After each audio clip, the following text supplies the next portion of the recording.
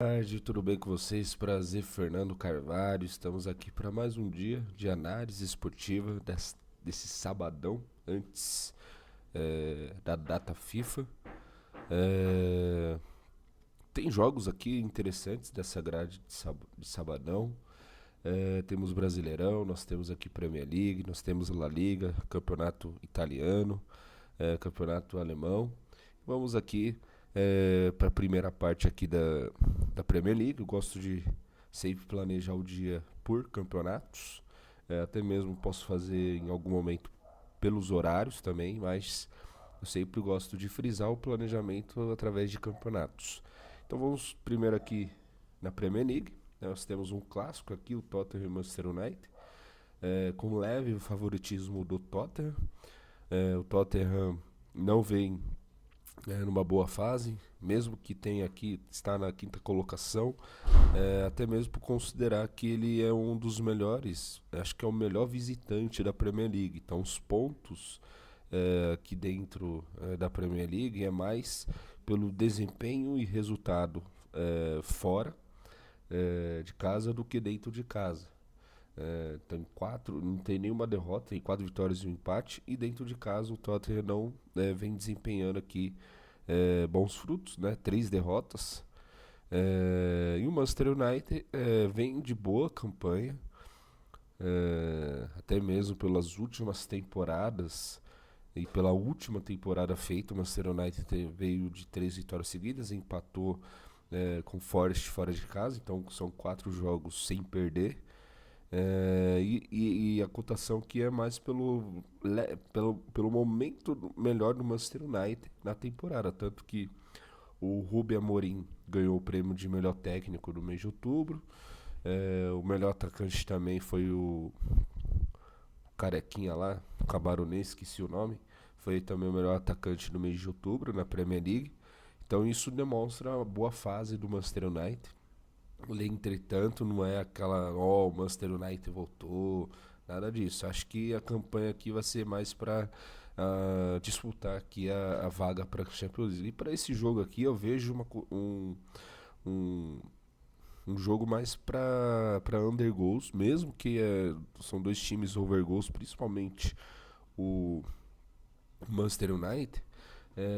Eu vejo um jogo mais undergoals pelas duas ocasiões. O histórico entre eles é um caminho de undergoals e também pelo momento do Tottenham. O Tottenham, nas últimas 3 partidas, teve média ali de 10 finalizações por jogo. O último jogo foi 3 finalizações contra o Chelsea na partida toda. Nos 2 últimos jogos dentro de casa foram 10 finalizações. Então é um time que não tem feito bom desempenho no ataque, não tem sido efetivo dentro aqui do campeonato, principalmente jogando dentro de casa. O histórico aqui é mais o under goals mesmo, 1-0, 2-0, tem aqui o 2-2, o menos de 5 gols ou menos de 6 gols, com uma entrada ali referente a under cartões também. E também o Tottenham, dentro de casa, ele fez apenas 2 gols. É, Até mesmo, claro, enfrentou aqui Aston Villa e Chelsea, mas um ataque que não está sendo muito produtivo. Já o Manchester United tem boas produções, principalmente dentro de casa, fora de casa também. Vem com vários jogos aqui de gols, mas eu vejo um jogo mais com cenário. Claro, pode sair 2 gols, sim. O cenário mais under, o cenário mais ali de cartões também, under cartões. é, Até mesmo pela arbitragem aqui, a arbitragem já é under, o campeonato também é under cartões. Então eu vejo mais esse jogo aqui e também um handicap favorável ao Manchester United pelo melhor momento comparado ao Tottenham. O Tottenham não vive um bom momento, até mesmo o elenco ali eu acho que não está fechado com o Thomas Frank, que é o técnico do Tottenham. Teve uma cena aí que o técnico foi cumprimentar os jogadores e eles não cumprimentaram, os jogadores não cumprimentaram o técnico. Então pode ser que tenha ali uma derrubada do técnico nas próximas partidas. E acho que aqui pode ser o melhor caminho, o melhor jeito ali de entregar. Eu acredito nessas nessas histórias que jogadores derrubam o técnico, sim. Então eu vejo muito disso. Existe isso. Querendo ou não, existe esse conceito de que jogador derruba técnico.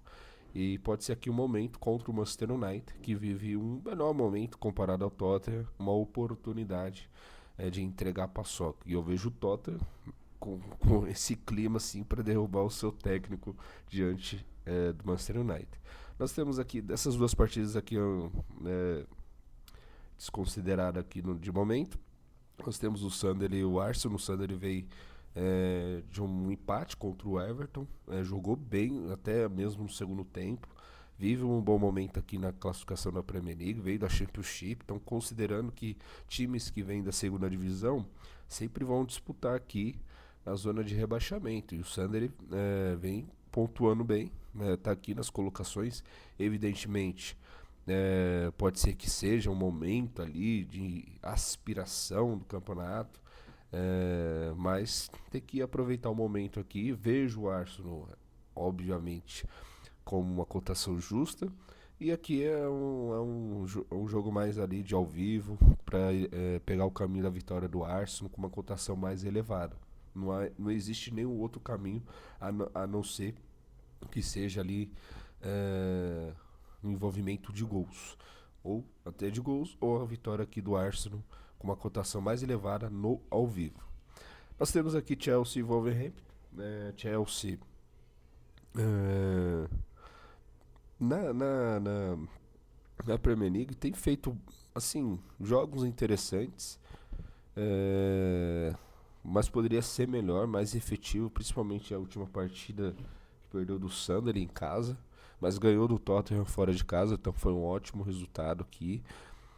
Dentro de casa poderia desempenhar melhores, né, e bons jogos. Não aproveitou, principalmente duas partidas, contra o Brighton e contra o Sunderland, que perdeu as duas em casa. E até mesmo perdeu de virada, né? Estava à frente do placar, e passou ali a tomar gols e também tomar a virada. E evidentemente a cotação é justa aqui, né?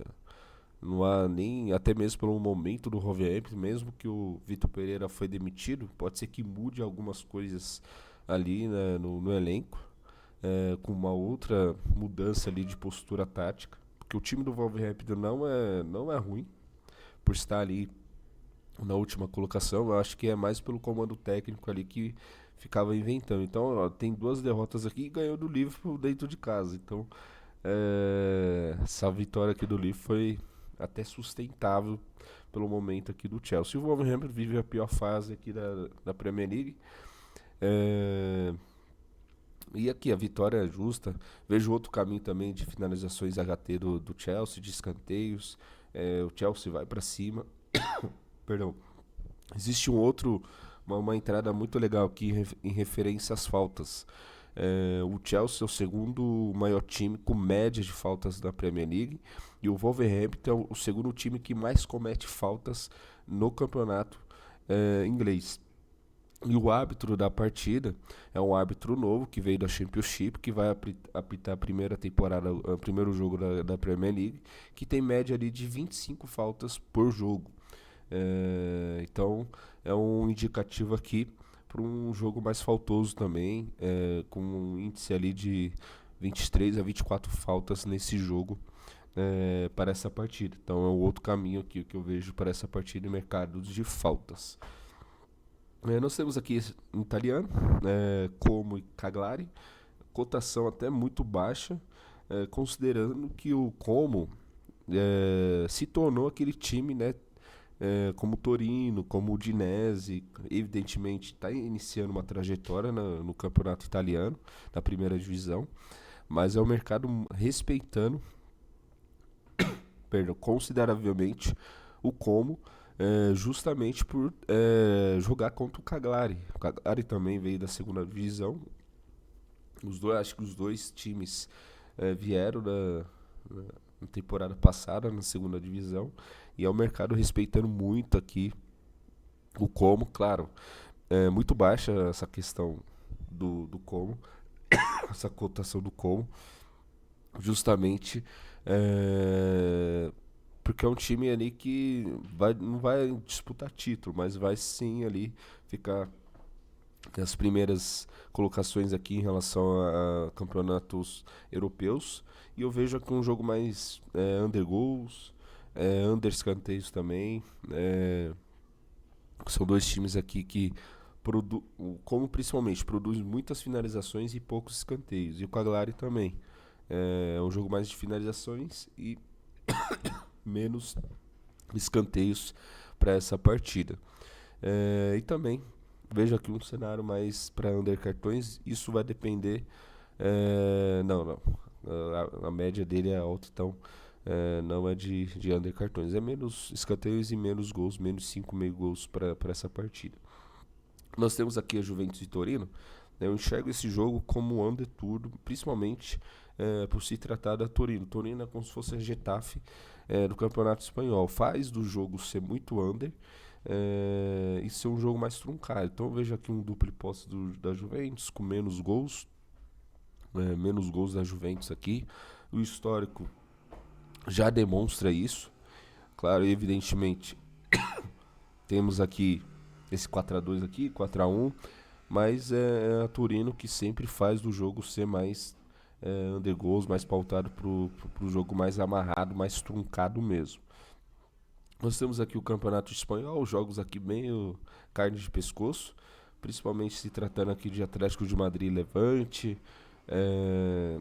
Eu não acho assim uma cotação até baixa, 1,22. É que a página mudou aqui, me bananou tudo, mas aqui é assim mesmo. A gente vai voltando aqui aos poucos, mas eu vejo aqui o Atlético de Madrid, claro, o favorito, né? Enfrentando aqui o Levante, salvo engano, veio da segunda divisão, mas não é um mercado que me atrai, não é um jogo que me atrai para o dia de hoje, principalmente com essa cotação baixíssima do Atlético de Madrid. Nós temos Espanhol e Vila Real, até mesmo com cotações parelhas, porque o mercado entende que o Espanhol está dando muito trabalho aqui na La Liga. E vai enfrentar o Villarreal, que vive uma ótima fase, mas perdeu o seu jogo na Champions League contra o Pafos. Perdão. Aqui, ó.